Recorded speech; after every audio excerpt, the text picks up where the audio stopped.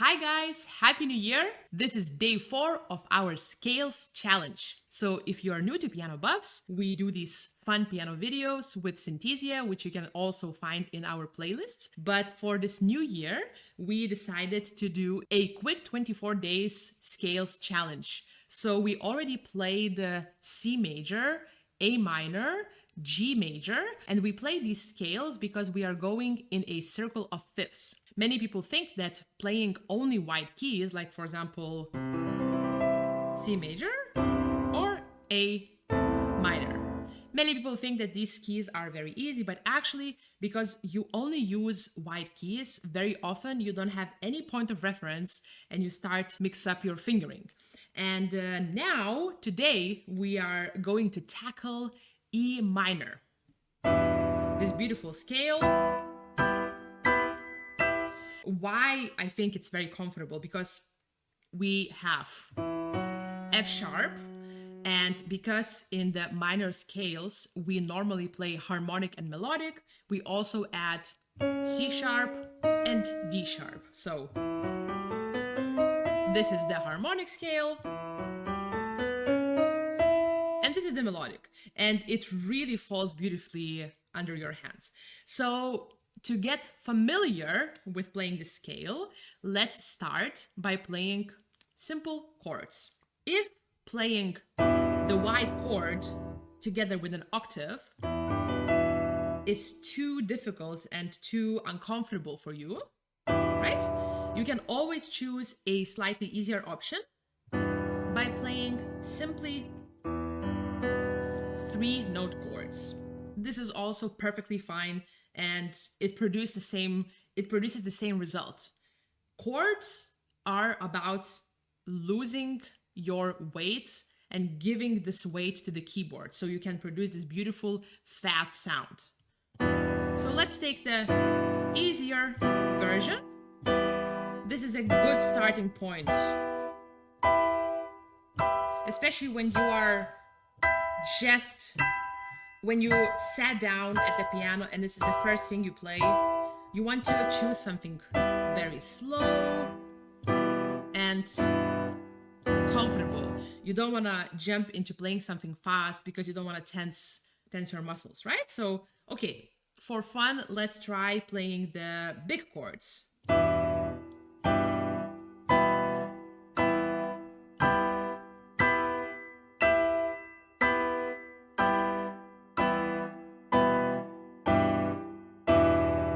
Okay.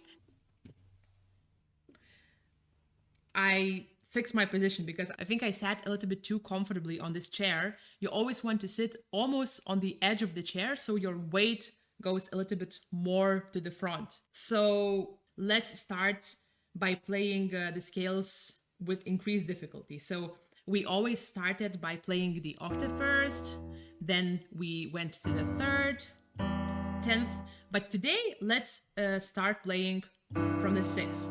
Why this is more complicated? Because normally, if you notice, when we change these intervals, your left hand always stays on the root, in this case on E. And in this position, your left hand starts on the 3rd note of the scale, which is G. So it immediately adds more confusion. So let's see what happens. We're gonna play harmonic scale and let's take a bit of a slower tempo.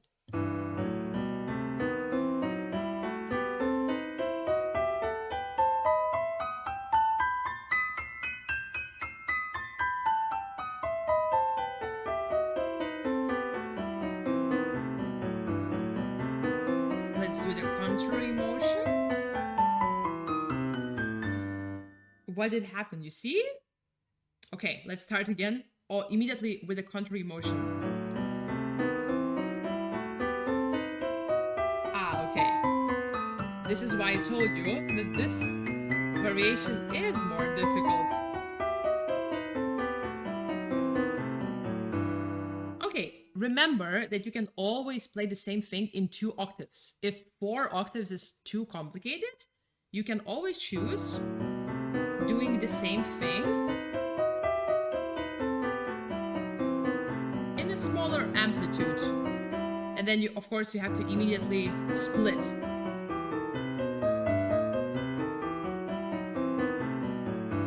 But this is also perfectly valid practice, okay? So let's increase its speed.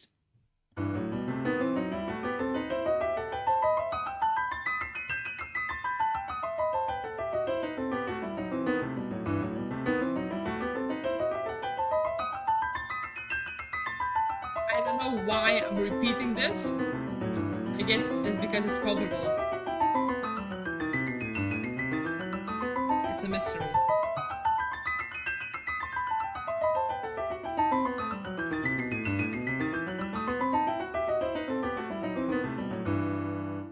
Okay, and now I want you to practice using the technique I introduced on day one, the accents. So as you can see, you have many different variations. You can put an accent on every single note. On number 2, you can put an accent on every second note, then triplets, then every fourth note, which I think I did just now. So I did...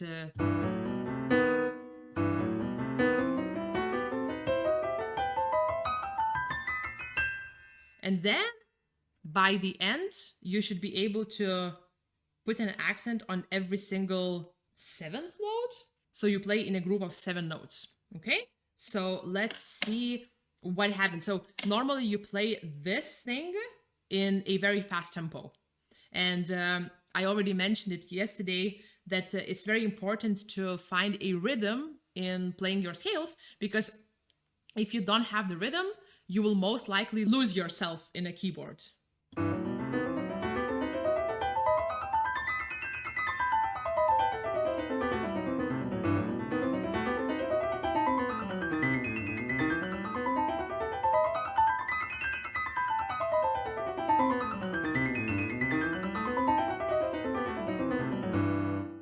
Okay, so you got the idea, and this grouping in groups of 7 notes really helps you to play faster. The best solution is probably to climb these numbers, so you shouldn't start immediately with the number 5 exercise. I think you should go maybe number 1, number 2, and then climb the difficulty.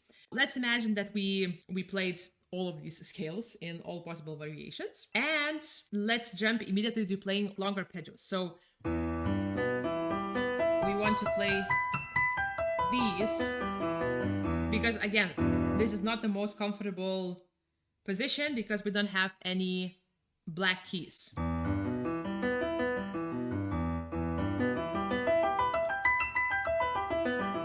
Let's use the contrary motion.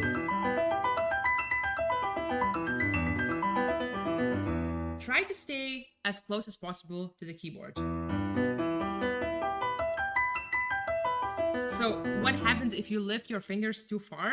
You don't have enough time to prepare to play another key. So let's see, I will just now show you. Okay, did you see? So I did a mistake. I just touched a wrong note. So if you want to reach good accuracy, you want to stay close to the keyboard.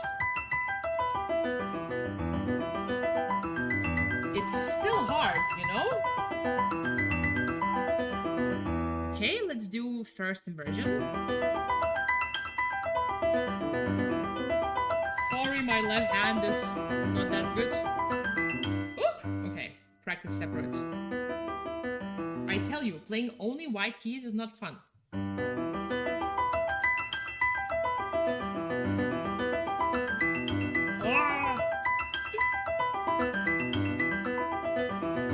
Okay. Thumb, thumb. It's all about the thumb. Okay, let's imagine that this was perfect, and let's go to the second inversion.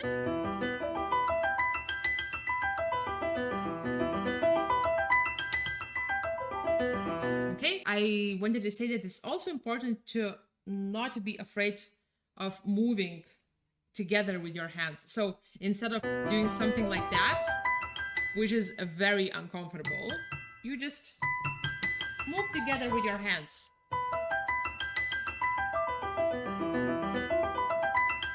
Okay, let's see. Oh.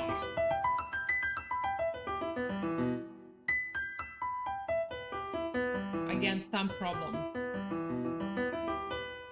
So to train the thumbs, you can always use this. So you, for example, you choose any finger, either second one, third, or fourth, and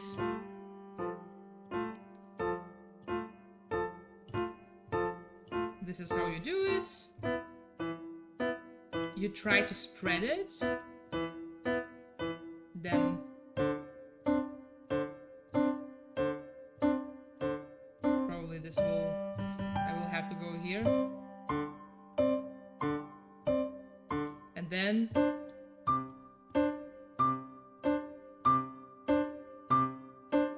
so you got the idea. You can do the same thing with, and then you expand the intervals.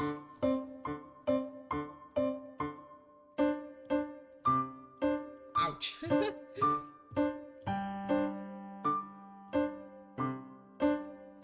So it's all about training this thumb motion. You always start from major, even though you play minor, like E minor. The playing 6 chords, you start from playing major. So you have E major, E minor, C major. This is probably C sharp minor, A major, A minor. Let's see. Faster and more accurate.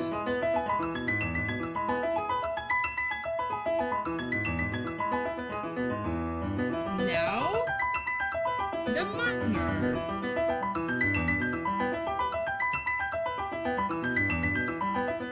Of course, you can do the same in a slow motion.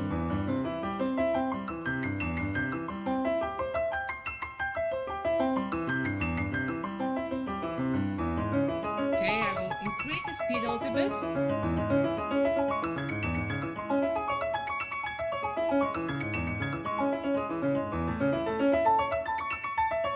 A major. My hands are getting tired.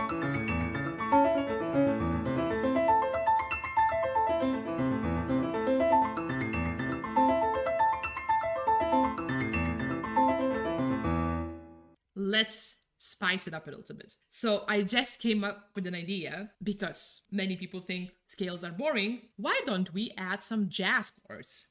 So next to these classical chords, we can always use, for example, minor 7th from E.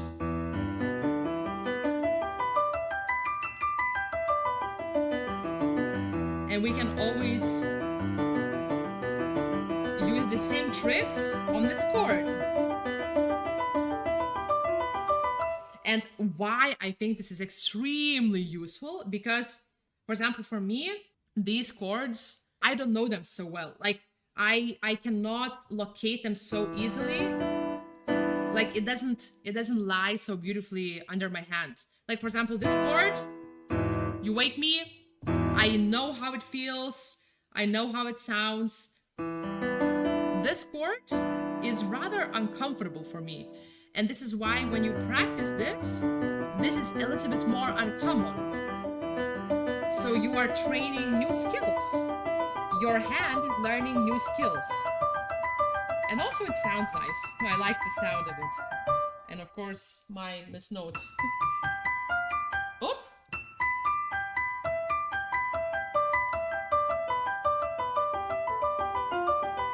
Okay, you see? And it needs this huge expansion. This is rather uncomfortable and not so often played.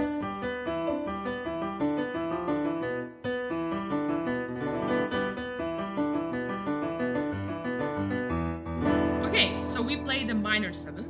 Let's play major 7th.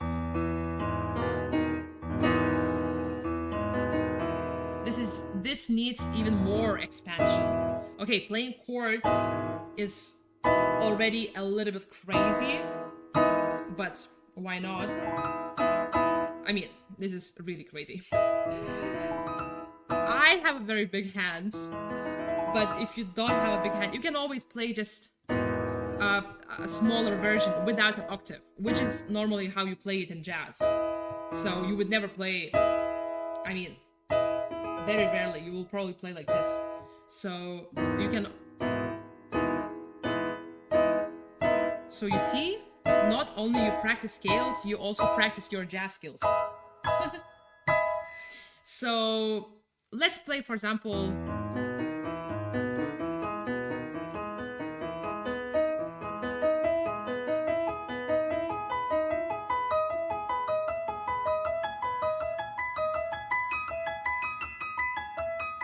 sounds beautifully.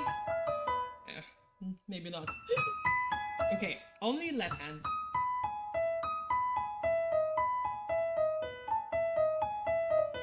Again, very unfamiliar positions. I haven't practiced this in my standard scale day. This is why I, oh my god, please. G sharp, play itself. Oh my god, you see? I tell you, this is very useful. I know I sound like crazy. Doing mistakes is useful, but it actually is. Only by doing mistakes we actually learn.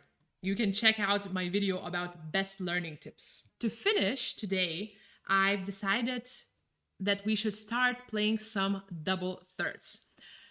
I'm dreading this. Double thirds are the hell for every pianist, but I think I worked out a pretty nice fingering for E minor, and I would like to share it with you. Every single person is very different, and I'm sure there are many variations how you can play this, and especially fingering is very personal. Of course, there are some common ways how you play double thirds, but again, every situation is very different, and I don't know, normally in the pieces you won't find something like let's play double thirds in 4 octaves. Very rarely. Maybe in Beethoven he likes to kill pianists like that, but in general, you will still need to practice those little small situations in every single piece. So what's important is to notice these moments. Where do you put your fifth finger? And actually, I try to play the separate hands, and also I try to play both hands. And the good news is that it moves almost in synchronicity. The hard bit is when you have very different fingering in your left hand and in your right hand. And in this case, this scale is kind of easy in that way. I think let's try using first only left hand. So there are 2 ways how you can start. As you see, I wrote either you start like this, which I find not that comfortable. This is a bit more comfortable, but then you lose the connection. And again, you can hear that I'm playing the harmonic scale. Let's do it only in 2 octaves. Your goal is to, of course, play as much legato, to connect the notes as much as possible. And I immediately would like to jump to showing you an exercise, which is perfect. So remove immediately one voice from the double third. So for example, but use the same finger.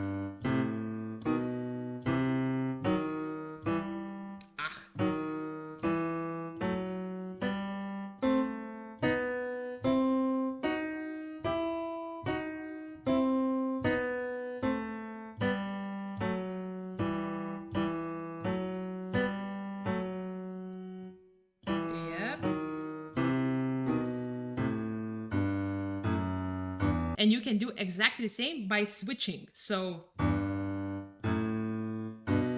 holding the upper voice.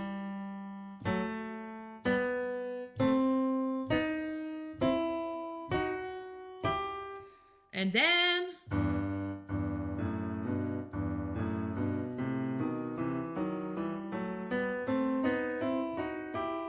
Okay, and technically you should do this in 4 octaves. Okay.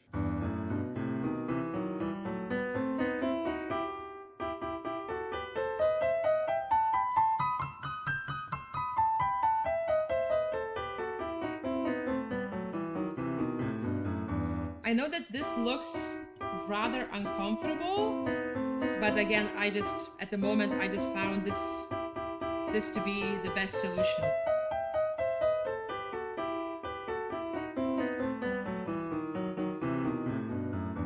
Yeah, going back is not that great. I mean, this would be great, but you also want to try to use all fingers possible. You don't want to just play. You also want to use your fifth finger. Basically, use all fingers as much as possible. So 5, 5. And let's see what happens if we connect both hands.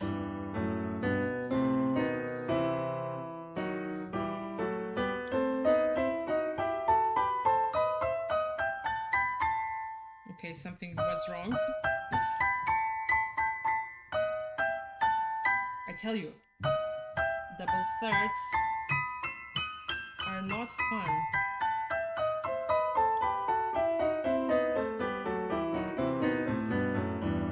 Yeah, so basically it's all about kind of memorizing where exactly you have to put your fifth finger.